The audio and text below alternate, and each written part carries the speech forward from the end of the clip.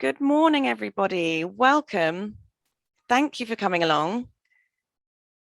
We've got a few of you here nice and promptly, so I've just let you all in so we can do a few hellos before everything kicks off at 11 or just a couple of minutes after.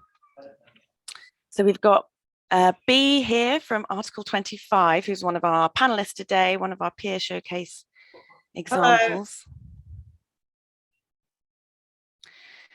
And so I can see a few familiar faces. If you'd like to do the usual of perhaps putting your name and your organization into the chat. Brilliant. Right. Well, I might start sharing my screen. So welcome, everyone. Thanks for coming along to this event on construction projects overseas, a peer showcase event. Lots of you have come along and have signed up, so we're really looking forward to it. I think it should be a great session. Just a bit of an intro from us first about what the program is that this event is part of, and a few highlights of things that are available to you. So the, well, a bit of an intro to the FSI if you're new, although I know quite a few of you aren't necessarily. So the FSI are here to create a world filled with independent, effective and accountable charities with the belief, passion and capacity to achieve their vision. We build and share knowledge, help elevate the voice of small charities, build leadership and help small charities raise vital funds to meet the needs of their beneficiaries. So this programme is one that's specifically funded by UK Aid. We know there was a lot of cuts to the programme last year and it's all been very difficult, but we do, from the remains of that funding, have this programme going on. So we do encourage you to make the most of it. It's a 2-year programme, so 2022 we'll see a series of events as well. Do check out the page on our site. You'll get a follow-up a couple of days after this event, just listing all this stuff, making it easy, giving you some links to click on. So there's one-to-one advice as a supplement to these group events. We've got a peer support match programme. I'll bring up a little poll at the end, and if you tick the box there, we can put you in touch with someone for sort of informal chats. I think this will be a good one for this group of people we've got together specifically in terms of the kind of work everyone does. We've got a Meet the Funder programme event coming up on the 19th of October, so that's quite quick, that's quite soon, that's our next one. Get that booked in if you can. And also the bursaries there enable access to the FSI's core programme. So that's not the tailored stuff, but it's free. So stuff like the whole e-learning packages, which are the equivalent to a whole full day session, you can get those for free. You'll get all those links through, but just a highlight there, what's going on. We also do ask kindly that you complete the pre and post event surveys for this session. As I'm sure a lot of you know, when you've been dealing with FCDO or DFID as it was, the sort of monitoring is quite intense, so it would be great if we can get that feedback. The pre one especially, so they're very brief, so if you could take a moment. And we have also got a deposit which is fully refundable for this and the other events coming up based on having completed those, so do get those in, please. You'll get that email tomorrow with your survey after the event. We're using the chat function for networking, so anyone who's come along to these knows that we do encourage as much as possible to share your emails, share networking contacts, LinkedIn, if you are up for that. There's a lot of networking that can create a lot of value, we think. So do take that into your own hands, put your email in that chat function if you like. And we've got this peer support match where we will match you with somebody else who's interested, if that's something you'd like us to facilitate. So there's a mention there about the Q&A function, although actually I think that's disabled anyway. So just use that chat function, and we do encourage dropping your names and organisations in there now at the beginning. We'll have a breakout room later on. I will get the timing up for that in a minute. So we've got 2 peer case studies. We'll have some time for Q&A after each of those. We've got Article 25 coming up, and then BFSS after that. So do pipe up with your questions at the end of each of those talks, if you let them sort of do their little presentation, and then at the end have a bit of Q&A.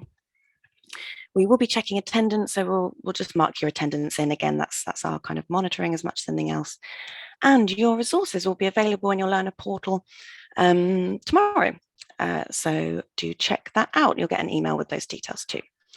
So you'll have something talking about live streaming. This isn't live streaming in the sense that it's being viewed by anyone. It's live streaming itself to this software Rev, which facilitates closed captioning.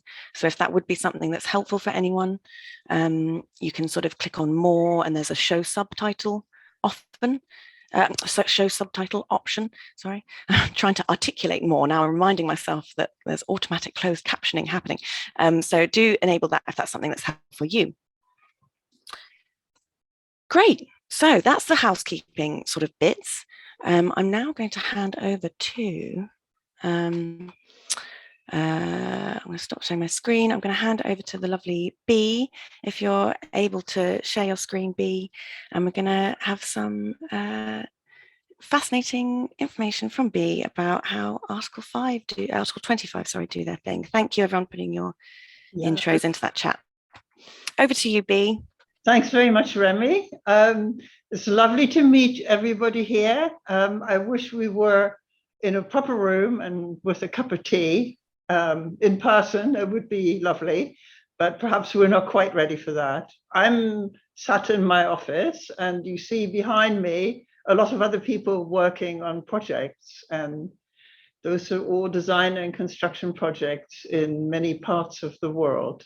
So it's just a little bit of introduction of Article 25. I'm going to share my screen.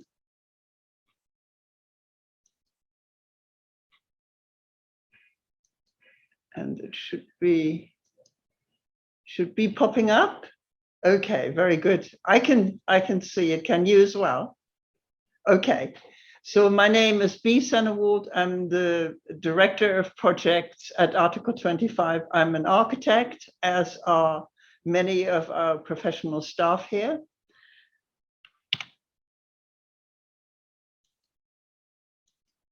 And Article 25 was established about 13 years ago, and we take our name from the International Declaration of Human Rights that was established along with the United Nations in 1945, and literally says that everybody has the right to a roof over their head, to medical care, social services, and education, and security for one's family.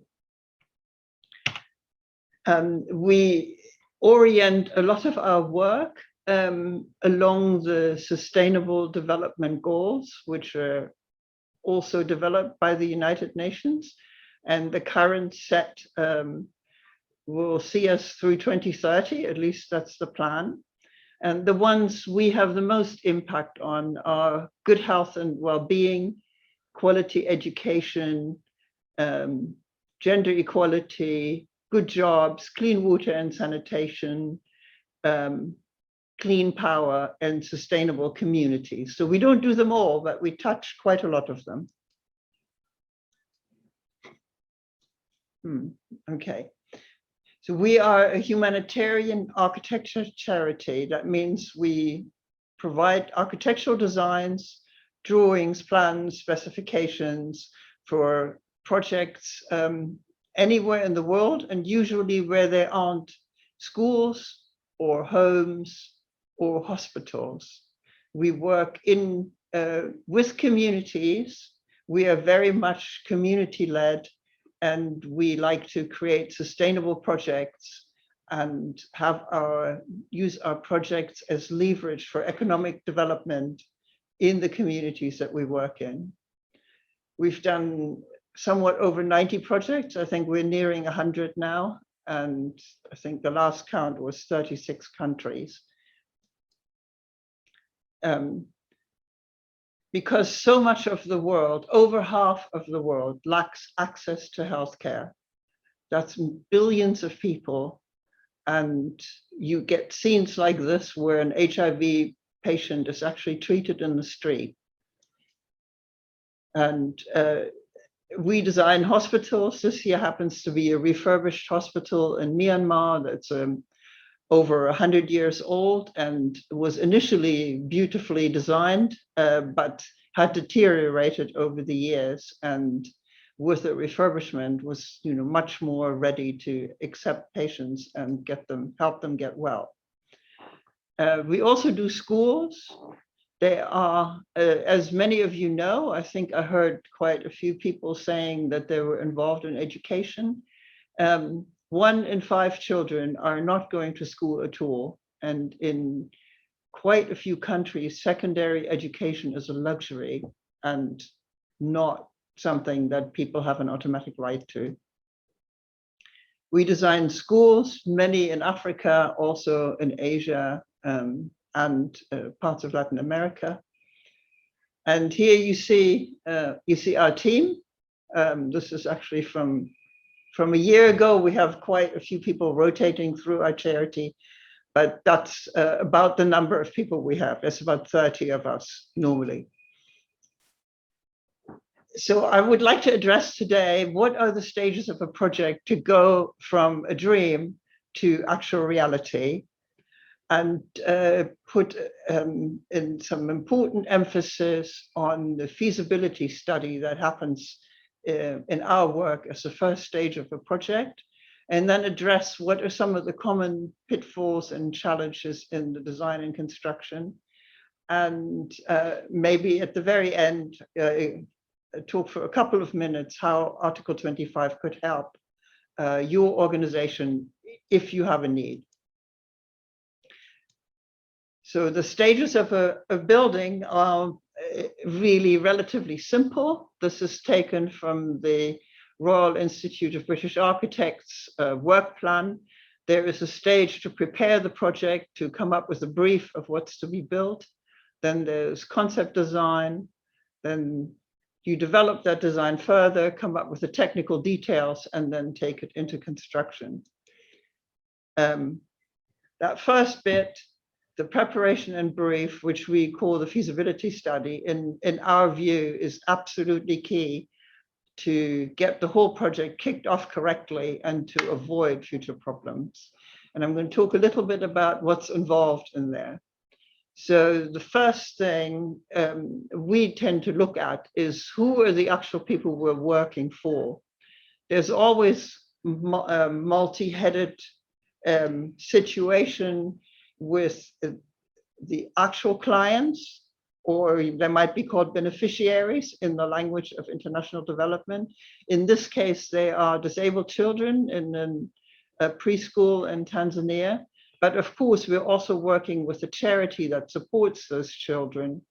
And we may be working with a local government that is involved in some way in the project. But we don't want to forget the ultimate people that we're working for.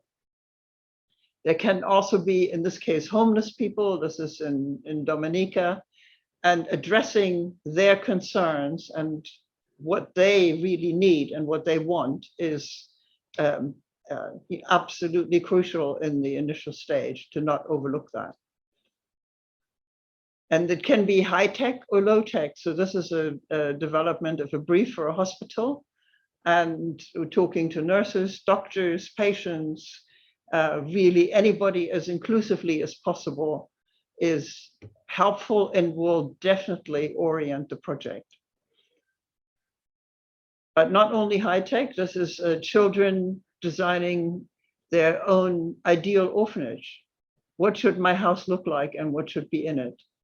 And we asked them all to explain what they needed, and pretty much what they asked for got incorporated in the project, because every part of the population that you're talking to will have ideas about how it should be done. There's not always a possibility to do everything in reading and writing, because not everybody knows how to read and write.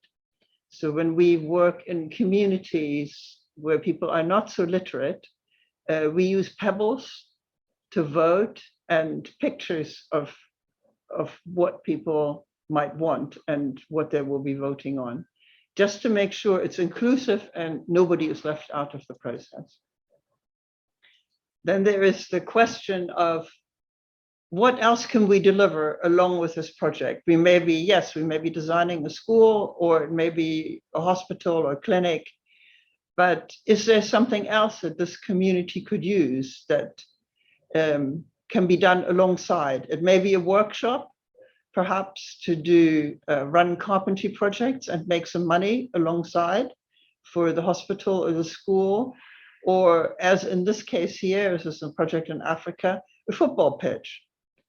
Very inexpensive to do, costs almost nothing, and can become an important tool for social cohesion perhaps in the village that we're working in, particularly working somewhere in the bush in a remote situation where people don't have cafes, they don't have pubs, they don't have any place that's sociable where they can get together.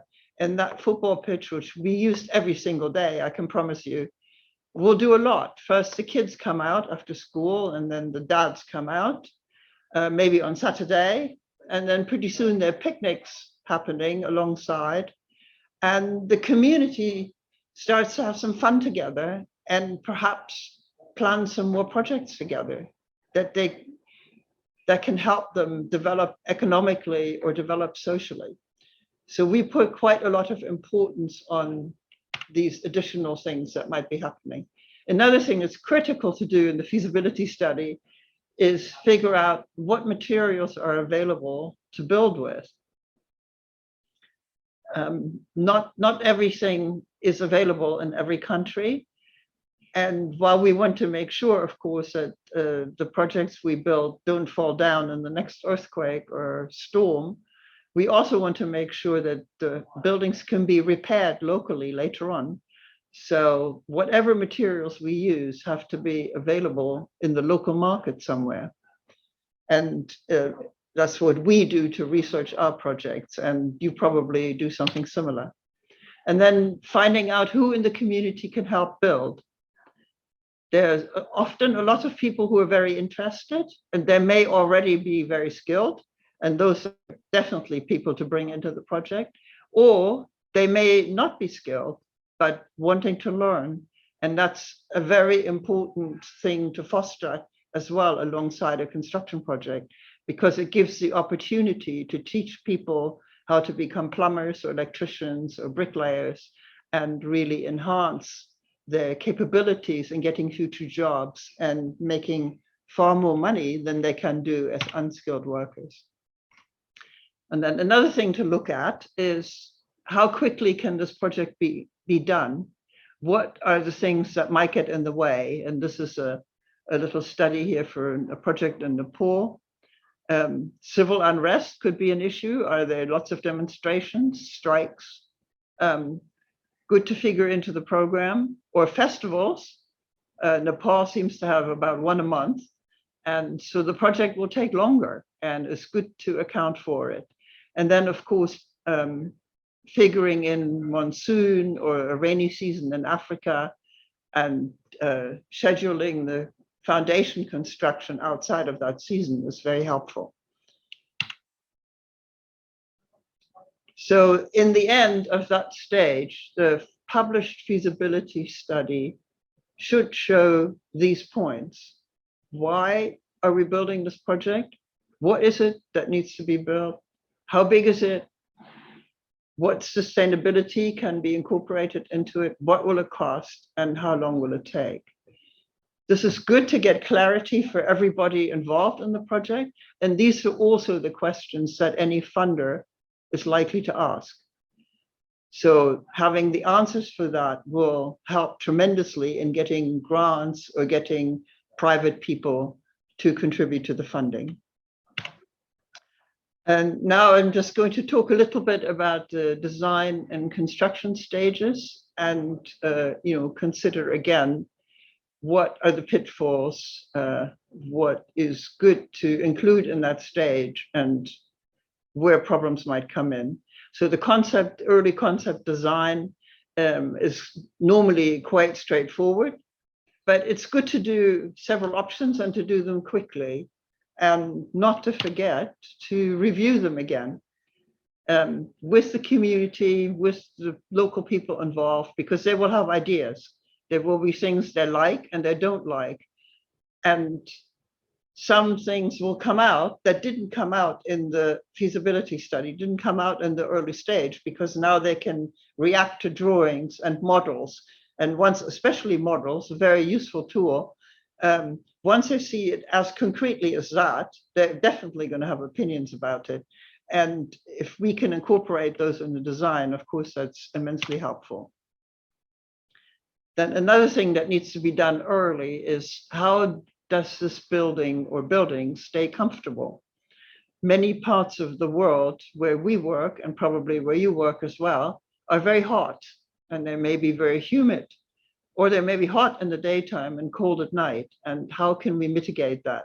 How can we use sun, shade, and ventilation to make the building comfortable inside? There's a whole science attached to that that we tend to specialize in, because we don't use air conditioning on our projects, and we almost never use heating either. So being able to use the sun is quite a powerful tool.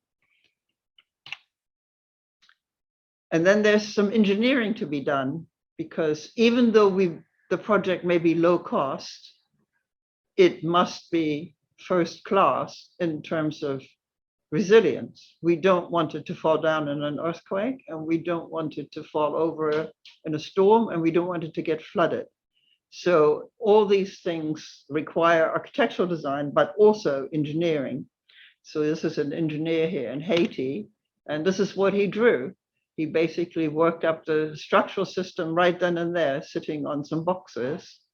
And it can be done as simply as that, or it can be, this is a hospital in Nepal, it can be modeled on a computer in a very high-tech firm in London. We have, in our case, we have a lot of very reputable engineering firms helping us pro bono on our projects, including this one here.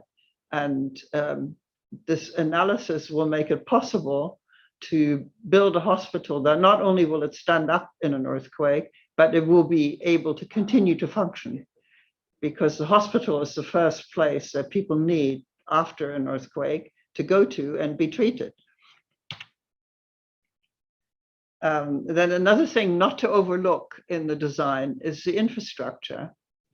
Where's the water coming from, and where do we get power?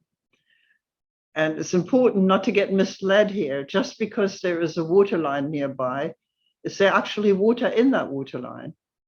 It takes some digging to find out if what looks like existing infrastructure actually works. And we quite often find that it doesn't, and then drill wells and to actually make water accessible to the project. And when you do that, it can be a first for a village, or even for several villages, that there now is a well that's reliable where they can get water. And it can be another social hub for people to gather, to exchange information, have some social time. That's happened here. This is a school in Burkina Faso, and it's a hand-operated pump. So there's no electricity needed. You just swing that big wheel around and it pumps up the water. And we use solar power, not exclusively, but often, especially if we're off-grid, which we are in many places. And solar power has become very popular, as you'll probably know. Often in a market in Africa, next to the cucumbers and tomatoes, you'll find a few solar cells. And the reason these panels are sold in the market is there's really only one reason, and that is the absolute ubiquity of mobile phones. So everybody has a mobile phone, and people need to charge their phones. So they get a small solar panel, they put it on their house, they can charge their phone, and then they can now also get some electric light and maybe power the TV if there is one. So that's many African villages that 10 years ago had no electricity have little bits of decentralized solar power now. So they are quite familiar with solar electricity, actually.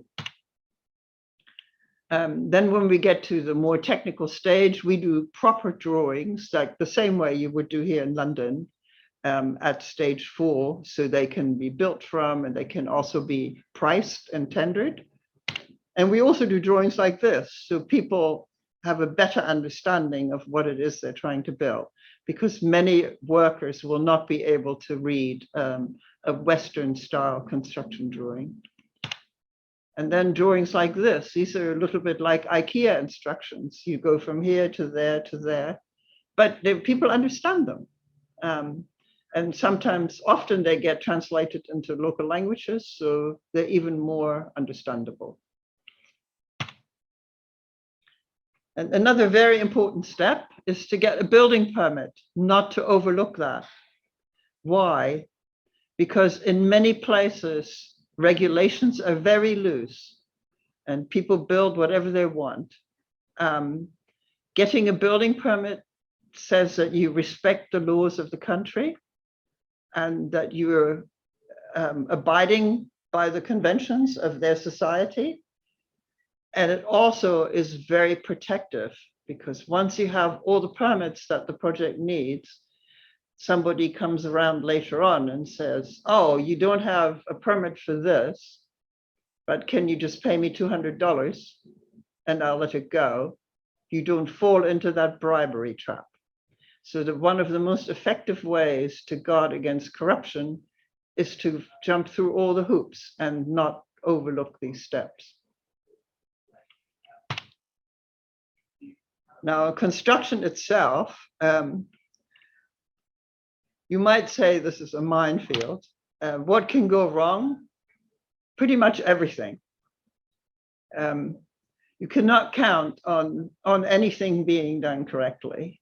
What you see here is a wall laid up in that upper left-hand photograph where the sun shines through the corner of the house. So that is not acceptable.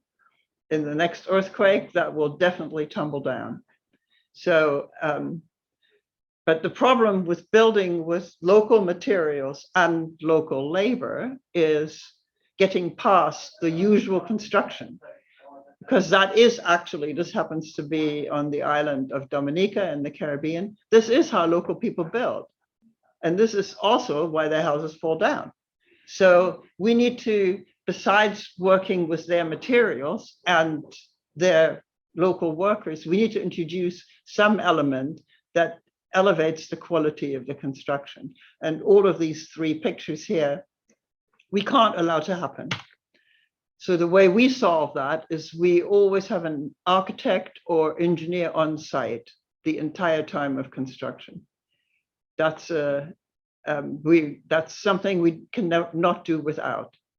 That person can be local as long as they're qualified, or not. In this case, this is a French architect working with, she is part of Article 25, but she went to Nepal to oversee this, 3-story, quite large hospital. But we have a Ghanaian architect working in Niger. We'll have a Tanzanian architect working in Tanzania. So we recruit locally when we can, but it is, I would advise, is absolutely essential to have somebody there and watch every step of the way. That's the way it gets done correctly the first time. Then another thing I mentioned already is training local people who don't have skills. There is, in all of Africa and the less developed parts of Asia, 80% of the population goes by the title of unskilled labor. And that's terrible. And we're in a position with our projects to do something about that. Teach them some skills through a project that lasts 8 months or a year. Somebody can learn how to lay bricks or how to do plumbing or electricity. And they still won't make that much money, but they'll make 2 or 3 times as much as before, which is a gigantic jump. Not to mention the self-esteem, confidence, and especially for women, for the first time, actually being able to contribute economically to your family. This is in Niger. This is a group of young women that went through a course of laying concrete, and they loved every minute of it.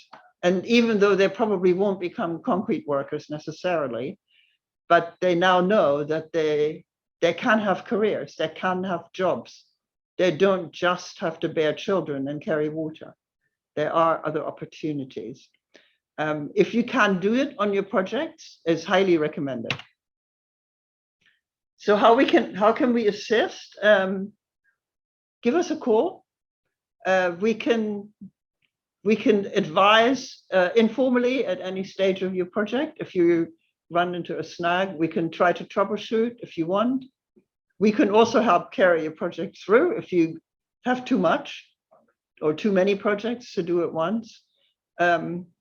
Give us a call, talk to us. I think I put, there's an email address there, info@article25, or you can write directly to me. And we'll definitely get back to you. Or look at our website, also our phone number is on there. Give us a call and we'll be happy to talk to you. And that's it for me. Be very pleased to answer your questions if I can. Thanks, B. That was really fascinating. It was a great presentation. Yes, we've got Ashley coming up in a minute for another presentation, but let's if we've got any questions, let's definitely pose them to B. I've sort of got one I'm thinking of if no one has anything in particular, but if you'd either like to put your hand up, there's a reactions button and you can raise your hand, or else if you've got your video on, perhaps you'd like to put up an actual hand. Anyone keen? Well, I wondered, B. Oh, Howard, hello. Yes, I would. Can you hear me? Yes. Yeah. Okay. I just wanted to thank B. I haven't got a question for you, B. I just wanted to thank you and congratulate you. We've worked in Burkina Faso. We've drilled probably 20, 30 wells or something like that in Burkina Faso. We work in 2 or 3 countries. But I just wanted to thank you. Everything you said was so good, so good. And we will certainly use it and bear it in mind. Thank you very much. Okay, you're welcome. Lots of nodding from everyone coming from that. It's really interesting, B. Oh, we've got a question in the chat. I mean, that's if people aren't on video, or if that's easier, put it in chat. So we've got a question from Amy there. If you hand over the buildings to the community after completion, or whether you, of course you do. Yes, it is never our project. From the beginning, we include as many people as we can, and as well through the construction process, and all those people building it and giving their opinions on what needs to be done. Even during construction, we work with them, and if they're not actively involved, we'll have meetings and picnics and walkthroughs.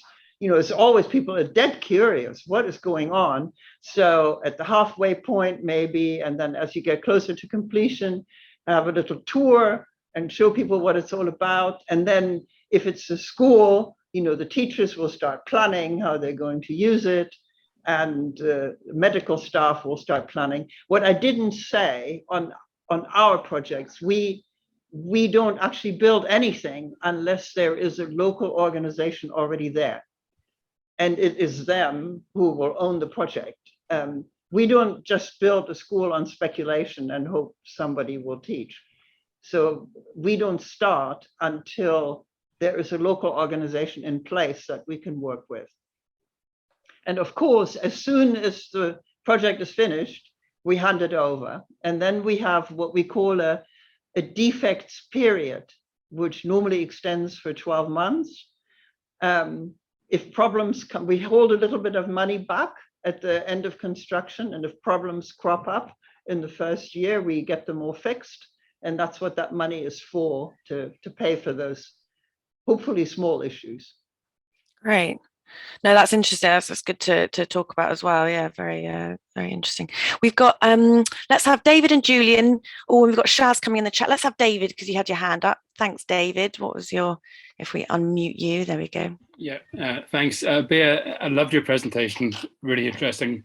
My question is all about money, of course. When you enter into a partnership, do you have a standard protocol for funding? Is it a joint funding initiative, or we're interested in building with schools and other educational facilities in Africa. So it was just to get some idea on the background towards funding these projects. Right. Well, we have no standard model for funding. In fact, just about every project we do is funded differently. They can be very poorly funded. Where that preschool for disabled children you saw, we've been working on for 3 years, one room at a time, because it has no money. And we're doing most of the fundraising through crowdsourcing. They just now managed to get quite a large grant from a German foundation, more than we've ever seen, which is amazing. And we will be able to advance that plan. The eventual master plan has almost $1 million worth of construction with hydro pools and physiotherapy, all the kinds of things that children like that will need. So that's at one end of the spectrum where you're inching along. And then we have other models where someone gets a grant to build something, or we work for, say, the leprosy mission. They do their own fundraising, basically via television campaigns from the public mostly. Then we also work with church organizations that raise money through religious donations. We work with the World Bank, get funding that way. We work with the UK government occasionally. So there's so many models. We don't turn anybody down because of lack of funding, at least not at the feasibility study stage, because that study is quite a powerful tool to then apply for grants or approach private donors. Great. But there's no standard model. All right, thank you very much. Great, thanks, B. I think we'll have as 2 questions which do look very interesting. So let's try and keep it not that was rambly at all, B. That was very efficient. But I don't want Ashley to. No, it wasn't. But no, but Ashley, I don't want to have you delayed too much for your case study because everything's all very interesting. We could talk about it for ages. We've got a question in here from Julian, which someone's responded to. B, how might you go about dealing with local town engineers who have designs that they follow from their central office when you think the designs need to be different? So that resistance to changing designs of standard classroom designs someone else has mentioned. Well, we work with them. We often work with local people of one description or another, and we sort out what's best for the project. And it's very important to respect other professionals as well as everybody else. Everybody has a voice. Ours is certainly not the only voice. And we have always found that if there's another engineer involved, they also don't want the project to fall down. And they have the same motivations we do. They just come from a different frame of reference. And we come together and we work it out together. And they also see that there's a community there, and we try to involve them in that discussion with the community. And I've never yet encountered a situation where you can't work it out. Great. Oh, that's a lovely answer as well. Cool. And then just one last question here, which is maybe a bit not too complex anyway, just about the M&E monitoring and evaluation of projects after the building. Is that left to the local organization? Is a question from Shaz. We know we have an interest in it. We like to give it a year or two.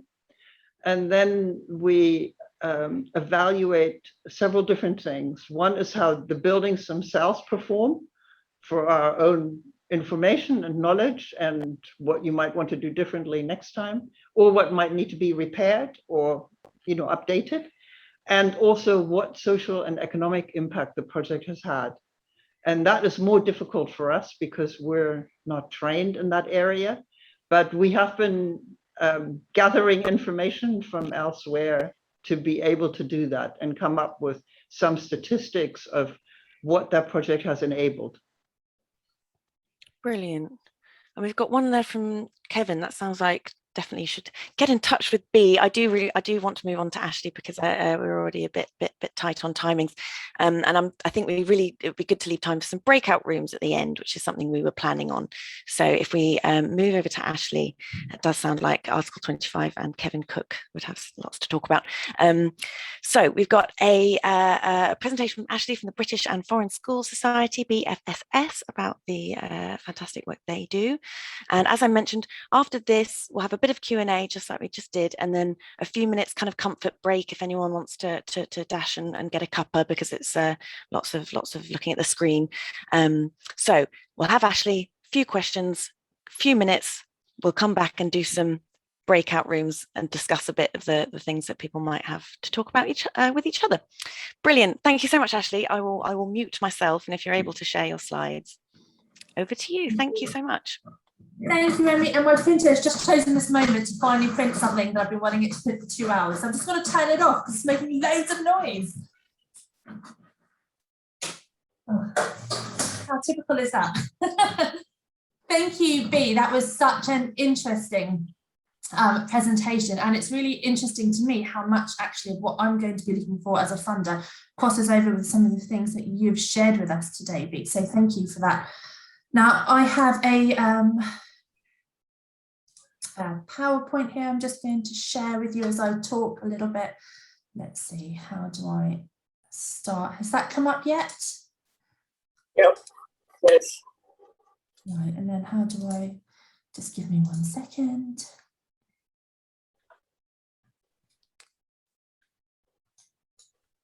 I'll use that button next to the zoomy thing on the bottom right.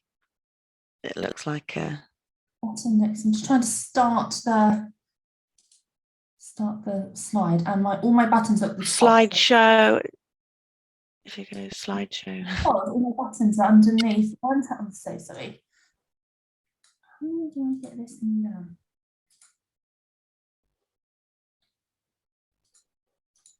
I think you can drag the images of the people.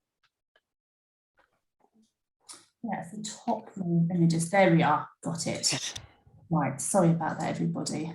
Okay, how's that? Are we working? Great. Fabulous. All right, lovely.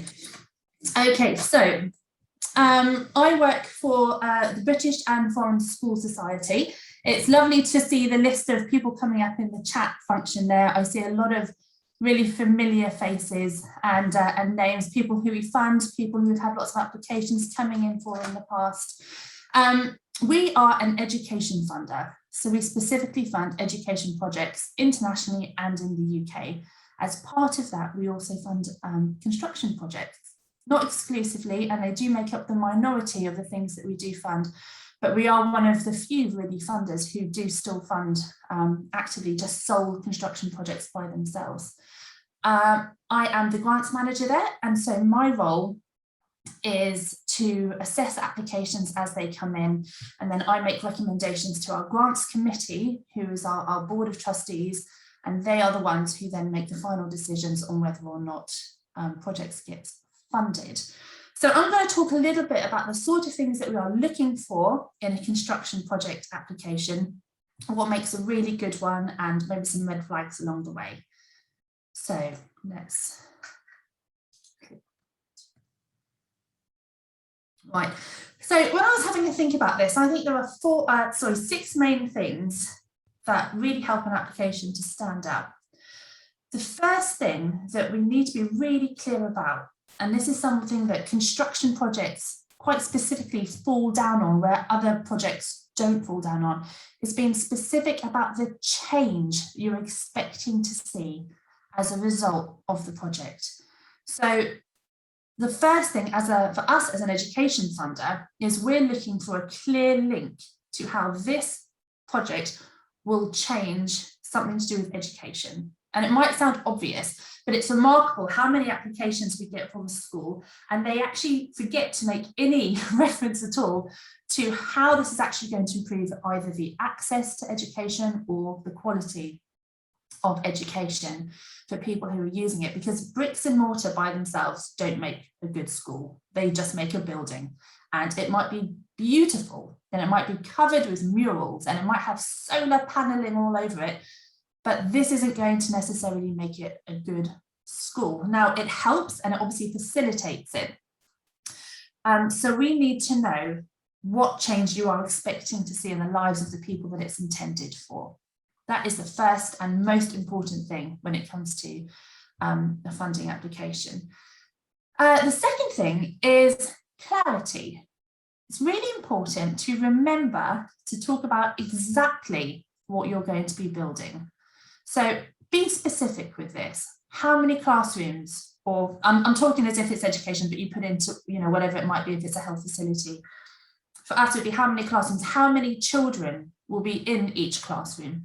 What will then the users be? What will the teacher to pupil ratio be, for example? And that might not have something to do with the number of bricks that you're planning to put in, but it shows us that you're thinking forward about the usability of this and the quality of it. How many toilets are going to be in there? What sort of hand washing facilities are going to be there? And it sounds, again, really obvious, but I regularly get applications for buildings, for construction projects for school, and actually they forget to mention anything about this. They will talk about the square footage and they will talk about, the interesting pitch of the roof, but actually when it comes to the users, be very specific about what you're going to build, who will use it, and how they're going to use it.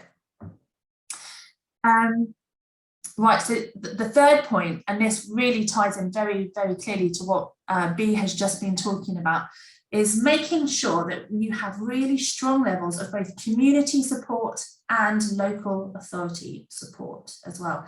I absolutely loved, B, that picture you shared where the children were really actively participating in the input of the design of the orphanage that they were going to be using. Absolutely fantastic. That is the sort of thing that we love to see. We love to see the users getting involved in designing it, getting involved in the management of it, being involved in the construction of it. There are lots of different ways that the community can support a project. So it might be donating the land, or it might be donating their labour, or perhaps locally sourced materials. For us, we are really, really keen to see local community support, because that also means it's going to be sustainable, or it's much more likely to be sustainable if there is input in the beginning and it's not something that you've just slapped on a community and decided it's what they need. If it has to come from them. So make sure that you evidence that and show it to us. And again, with local authorities, there is a really key moment when you are designing a project, when you can leverage as much support as possible from local authorities, because mostly they want these things, not always, but most of the time they want these things in their communities. They want schools, they want health facilities. So there's a small period of time you say, okay, well, look, if I'm going to build this and I'll pay for the funding of the actual building costs, what will you do? So this is the time here when you can get their support, evidence that they actually want it. Again, that's really important. But actually, will they at this point then commit to the ongoing maintenance costs? Will they commit to providing a portion of land free of charge for it? Will they commit to paying the salaries of the health carers or the teachers or whatever else? This is the kind of golden moment that you have, because once you've built it, they don't have to give you anything because you've already done it. But actually, this is a really good point to do that. And again, that really helps to prove a sustainability model for your project going forward. Cost is obviously something that we will be looking at as a funder, but I would just like to point out that this goes both ways as well. We're not looking for the cheapest construction project by any means. It needs to be good value for money. We don't want to pay for something that costs millions and millions of pounds and only, educates 300 children. It has to be reasonable, but also we don't want to necessarily pay for something that's really, really cheap. If you put in an application and the budget seems massively under what it should be, that's going to raise red flags to us. We want the building to be of quality construction that is going to be there in many, many years to come. And also with that, don't be afraid when you're writing a budget to include things like monitoring and evaluation costs, management costs, overhead costs, and budgets like, for example, consultants like Bea's organisation, because actually it shows us that this is probably going to be in good hands going forwards, and it's been well thought through and well considered. Keep it proportional. You know, if we're not going to fund something that's got 60% management costs and 40% construction costs, but don't feel afraid to put those things into your budget. Right, completed plans. This is also quite a big one for us that comes up quite often. By the time you are putting in an application to a funder, you need to know exactly how much a project is going to cost. You need to know exactly where it is going to be. You need to have drawings already done. Everything about it needs to be ready to get started, except for basically the funding. So if you come to us and say, well, I think it's going to cost this, we're going to put in an application for, say, £50,000. In the first 3 months, we will really drill down what the real costs are going to be. Then I'm not going to take it forward. We need to know what those costs are before you start. And again, this is part of those feasibility studies that Bea has been talking about this whole time that are so important to this. And then the final thing that we're looking for in a funding application, which is a bit woolly and quite frustrating, I understand, but something that's going to make it stand out from the crowd. Okay, we get a lot of construction projects, and some of them quite early on in the process, I can see we're not going to take forward. And then I get to this stage when I am assessing applications where I might have 7 or 8 really good quality construction projects. And every one of them are sound and every one of them are worthy to be funded. But if I only have the resources and our pot left to fund 2 or 3 of those, I'm going to need to find something about them that is going to stand out to take them forward. So this might be something like, does it also involve teacher training in there? Is there an amazing play element that's been involved? Are there some really innovative environmental approaches? Are children actively involved in the design of this project? And I understand it's hard, and it doesn't just want to be an add-on, because that's not really benefiting anybody, is it? But think thoroughly about what is it that's going to really make this application stand out. When I was preparing this, I was looking through some of the construction projects that I have and haven't funded over the last few years, and I write notes on every application that I assess. It helps often we feed back to our applicants, but also it helps me to be able to look back later on. And I came across a note that I'd written just a few years ago, and I wrote, this is a decent construction project, it's very sound, there's nothing wrong with it, but there is nothing to make it stand out, can't take it forward. And that's really hard, and we don't like being able to be in that position, but at the end of the day, we only have so much money, and so let's have a little think about that when we're going forward. So with regards to that, there are actually 3 main things that I really look for that make an application just pop when we're looking at this for construction applications.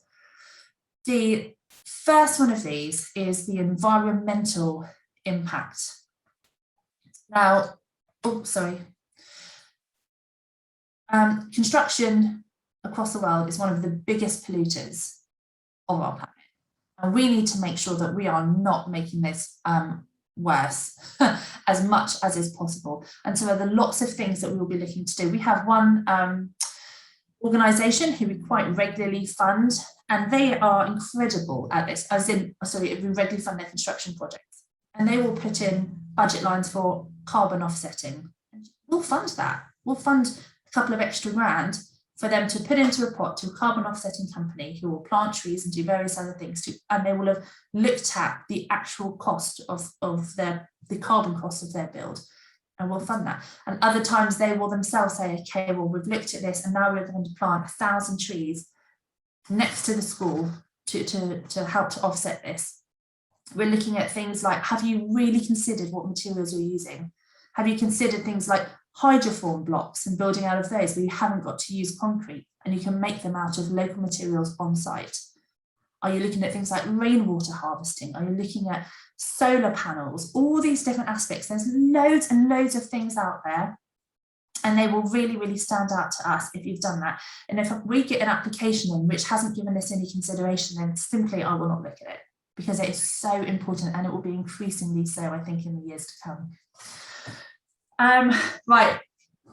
The second one is something I am personally incredibly passionate about, which is gender-specific sanitation facilities. And I think this is for whatever type of construction, whatever the purpose of your construction is, I think this is still applicable.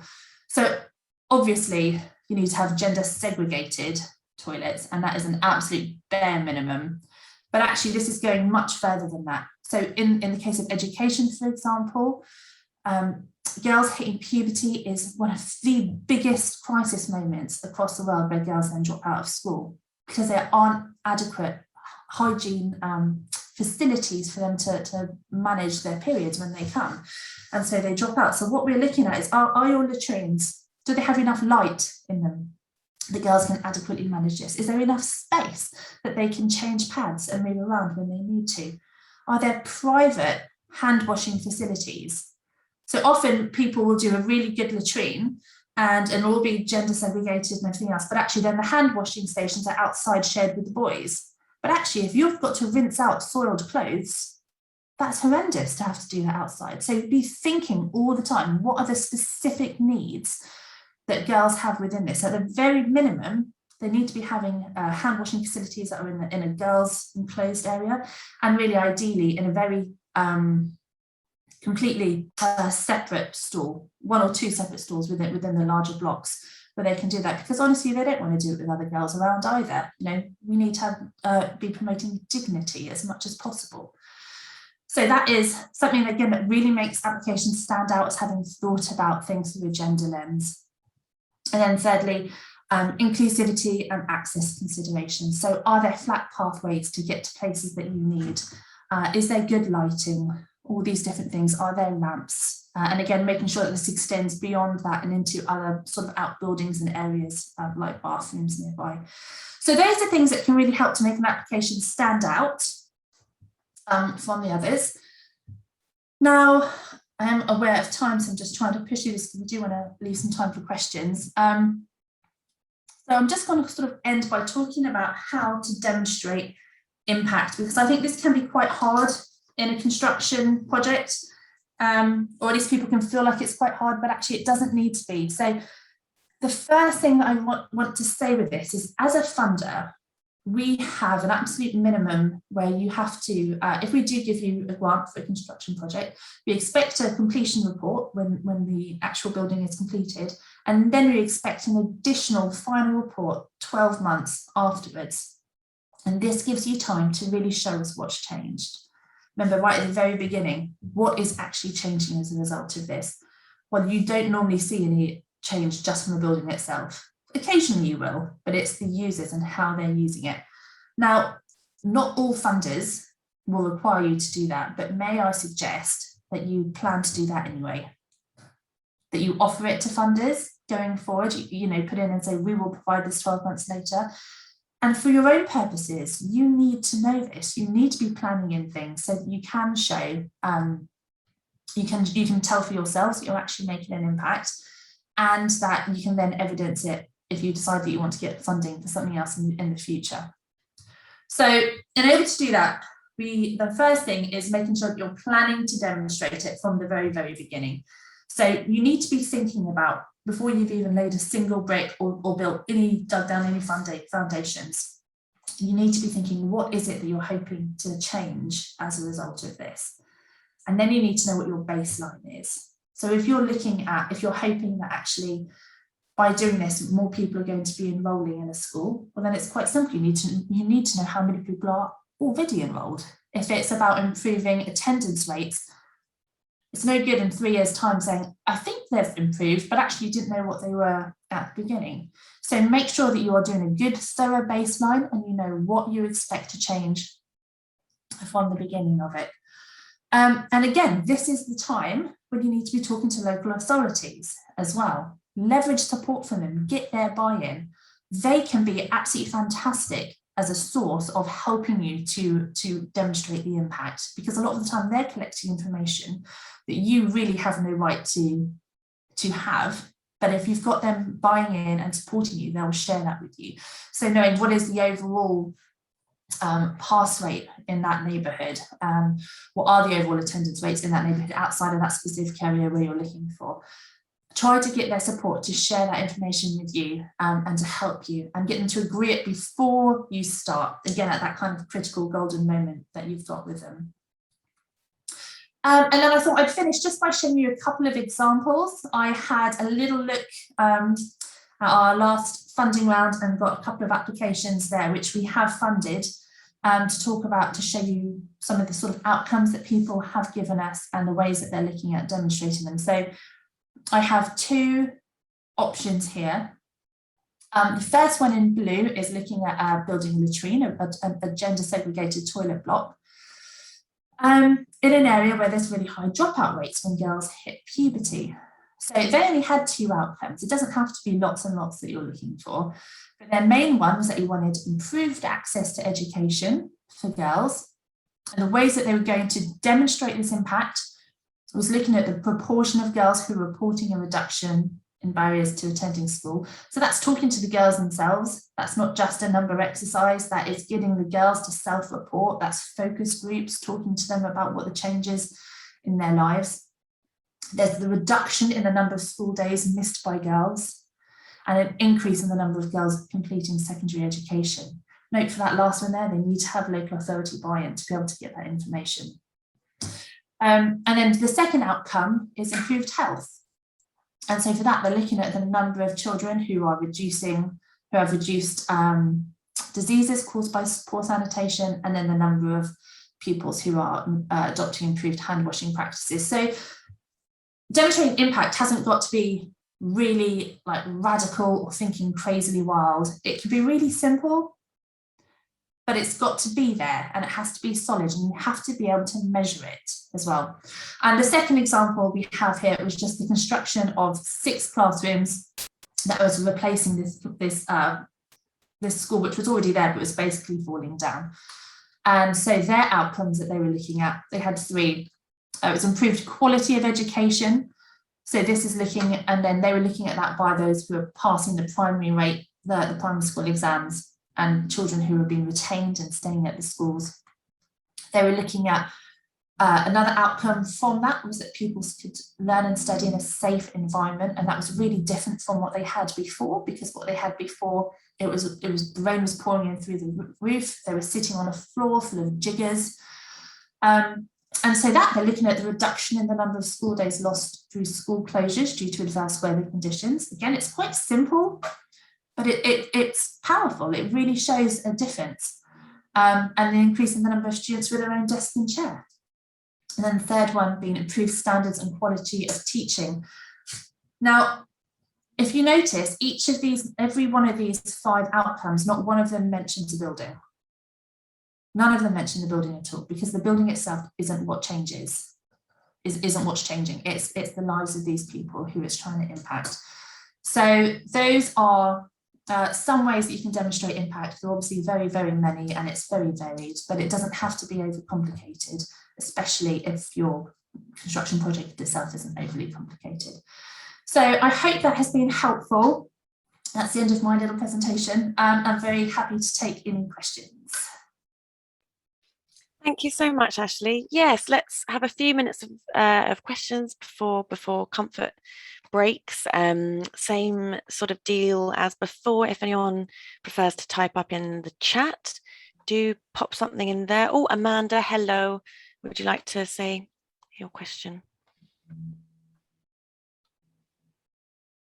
Oh, was that a waving your hand up? Was it? Yes. If you unmute yourself, sorry, or was that not? Oh, I can't hear you. Sorry, it was me pointing my computer, but I did have a question before, if that's okay. It was about contingencies. It was mentioned before about when we're putting in budgets and things like that, that they're, after 12 months of snagging and checking that the project is working, that they put in a contingency. What sort of percentage would you be expecting, both from the funder and from Article 25? What sort of figure, percentage? Because I know in this country it's around 10, 15%. What is it in international? Would they be expecting to put into a contingency? And how would the funder see that? Because it obviously can go back, or could that money be used if it's not used? Does that make any sense? Yeah, it makes loads of sense. Thank you. Well, BFSS, we actually don't fund contingencies.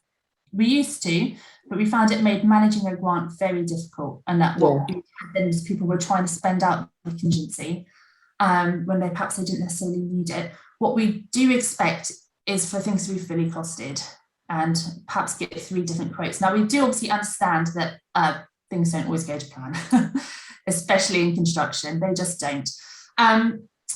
If things run rapidly over, then we are happy to have a conversation sometimes, you know, particularly with inflation rates or massive global pandemics.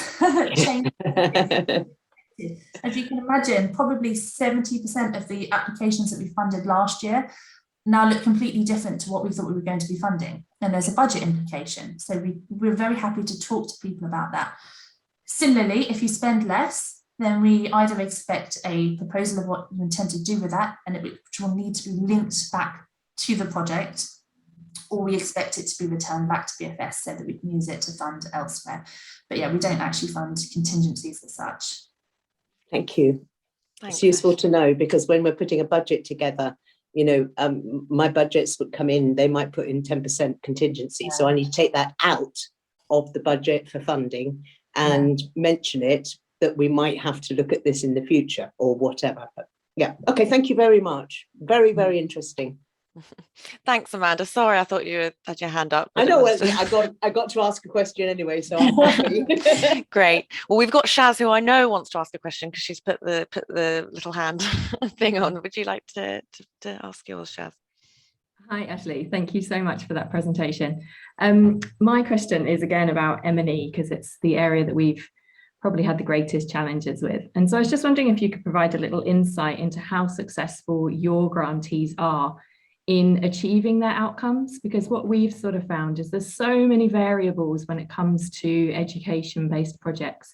It's not necessarily just about, you know, the building that we've built. You know, when you talk about improved exam results, it's not just the fact that there's a building there. Building a building doesn't improve the quality of the teaching.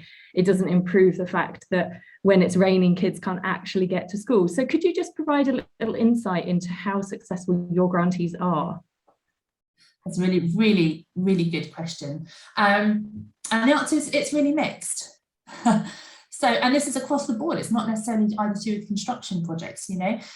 I think a lot of the time when we get an application that comes into us that is really good on lots of counts, but often the outcomes that they've put in or the targets I think are sometimes unrealistic.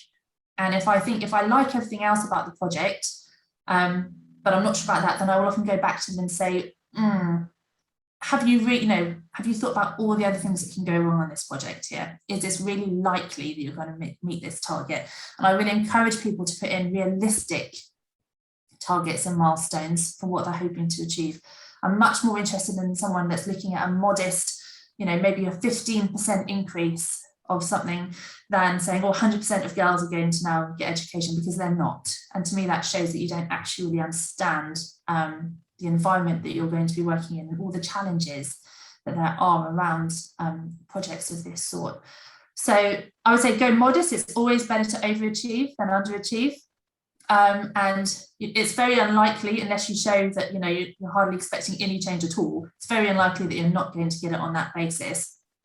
And it just shows that much, just a deep understanding of where you're working, basically. But I would say a lot of our applicants do achieve their outcomes, and some of them don't. And again, if you don't, then that's fine. But you know, it's a conversation. And if you think already that you're going to be struggling to meet some outcomes, then talk to us as soon as possible, and then we can look at it and maybe reevaluate. And sometimes, again, particularly over the last 2 years, we've just thrown them out and started again.